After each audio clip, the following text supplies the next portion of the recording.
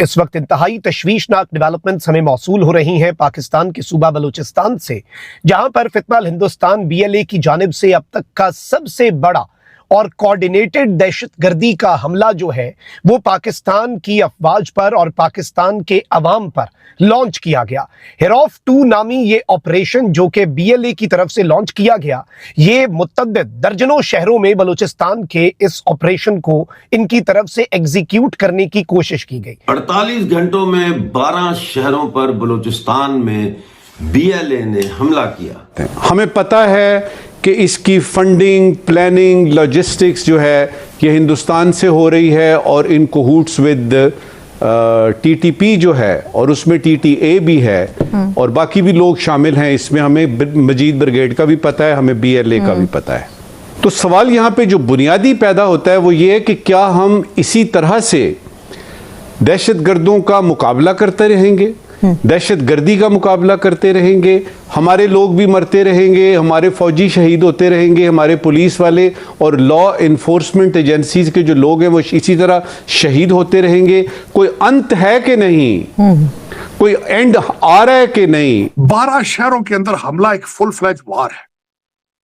और मैं ये आपको बता दूं कि आप ना सिर्फ मोहसिन नकवी साहब ने ये कहा है बल्कि BLA जिन्होंने इस चीज को एडमिट किया है, इस हमले को, उसके पीछे सिर्फ फंडिंग किनकी है?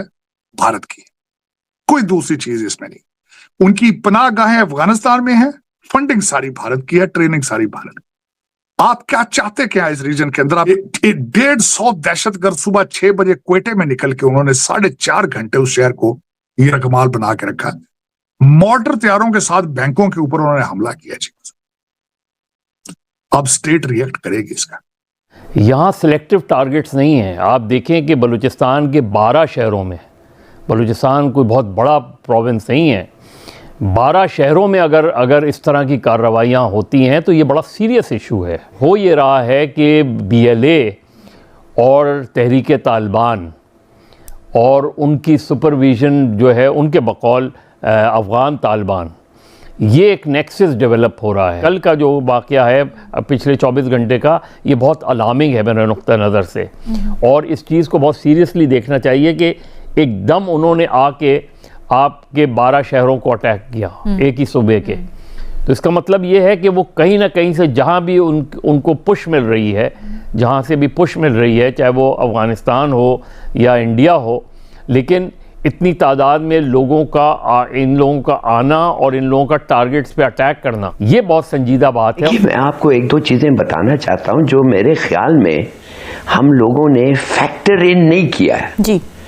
ये कतर पे जब बातें हो रही थी, जब तालिबान बाइडन एडमिनिस्ट्रेशन के दिनों में जब तालिबान और TTA और बाइडन बात कर रहे थे, तो उन्होंने एक एग्रीमेंट रीच किया कि वो जा रहे, और उस एग्रीमेंट में जो खुफिया तौर पे एग्रीमेंट था कि हम असला छोड़ के जा रहे हैं, तुम्हारे लिए असला छोड़ के जा रहे हैं, इसलिए कि तुम्हारे वहां, in other words TTP Afghanistan जब तक वो हो गया था, उधर आर्म्स ग्रुप आइसिस आ गई है, अल-कायदा आ गया है, TTP तो था ही, और ऑल दीज ग्रुप्स वो आ गए हैं, लिहाजा आप हमारे लिए लड़ेंगे इनके खिलाफ, और उस काम के लिए हमने आपको, सोचिए, 2 आर्म्स डंप्स छोड़ा है जिसका वैल्यू और वर्थ, जिसकी कीमत $7 बिलियन थी। इन अदर वर्ड्स अमेरिका ने TTA को जाते वक्त $7 बिलियन वर्थ ऑफ आर्मामेंट छोड़ के गए थे। अब आप मुझे बताएं, अगर एक दहशतगर्द जो बेशक आपके लिए लड़ रहे हो, मगर आपको पता था कि उनमें और TTP में कोई फर्क तो नहीं था, एक एक को मदद करते थे, एक एक के साथ लड़ते थे, उस वक्त जो जिनके लोग थे, जो whoever was the enemy then, वो भी क्लियर नहीं था, रूस था या कौन था। तो मैं ये पूछना चाहता हूं, तो क्यों नहीं जाते वक्त आपने ये सब हथियार को डीकमीशन क्यों नहीं किया? उनको क्यों दिया? आप हमें क्यों नहीं बेचा? या हमें क्यों नहीं दिया? We are the most allied ally, मगर आपने टीटीए के हाथ में छोड़ा with the instructions and the understanding कि वो इस्तेमाल करेंगे आईसिस और अलकायदा के खिलाफ। सोचिए तो सही, हाउ नाइव। मैं बिल्कुल उनका वो नहीं था, नॉट फॉर आईसिस एंड ये, वो था for destabilising this region, keep it destabilise. और वो जो हथियार थे परफेक्ट फॉर गुरिल्ला वॉरफेयर। अब क्या हो रहा है? अब वो ही हथियार हिंदुस्तान खरीद रहा है। किससे खरीद रहा है? टीटीए से खरीद रहा है ना। ये जो हथियार है उनके कंट्रोल में है, और वो इंडिया फंड कर रहा है बीएलए और बीएनए को, इन टेरर ग्रुप्स को, उसी हथियार के साथ। इन अदर वर्ड्स, अफगानिस्तान को तो 2 पेमेंट्स मिल गए। एक तो वो टीटीपी को देते हैं जो खुद उनके साथ अलाइड है, दूसरा इंडिया को बेच रहे हैं। तो अब इस किस्म की Israeli drones, US weaponry generously funded by India, ये तो जंग कभी नहीं खत्म होगी। It can continue endlessly unless आप एक रिजीम चेंज आ जाए काबुल में, या काबुल का चेंज ऑफ हार्ट आ जाए, अच्छा, या उनको शिकस्त हो जाए। तो अब मैं पूछना चाहता हूं, this is the situation that you face.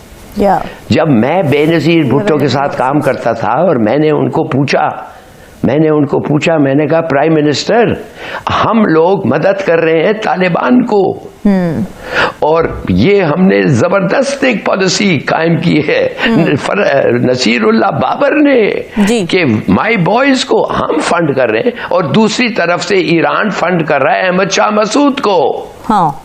और उसका क्या जवाब था? It is not my policy. अच्छा।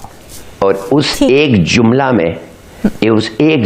में पता चल गया कि there was no unity, there was no coherent policy, no coherent goals. नमस्कार दोस्तों, स्वागत है आप लोग का हिंदुस्तानी स्पेशल के एक नए वीडियो में। दोस्तों, लगातार 2 दिनों से ये खबरें चल रही हैं कि बलूचिस्तान के कई शहरों पे बीएलए ने अटैक कर दिया, लेकिन जब न्यूज़ सामने आई है तब से ये न्यूज़ कंफर्म नहीं हो रही थी। लेकिन अब खुद बीएलए ने ये बात कह दिया है कि हमने अटैक किया, और साथ ही साथ जो पाकिस्तानी मीडिया है उसने खुद ने ये रिपोर्ट करना स्टार्ट कर दिया कि हमारे 12 शहरों पे जो है वो हमले हुए हैं, जिसमें 200 से ज़्यादा लोग मारे गए हैं।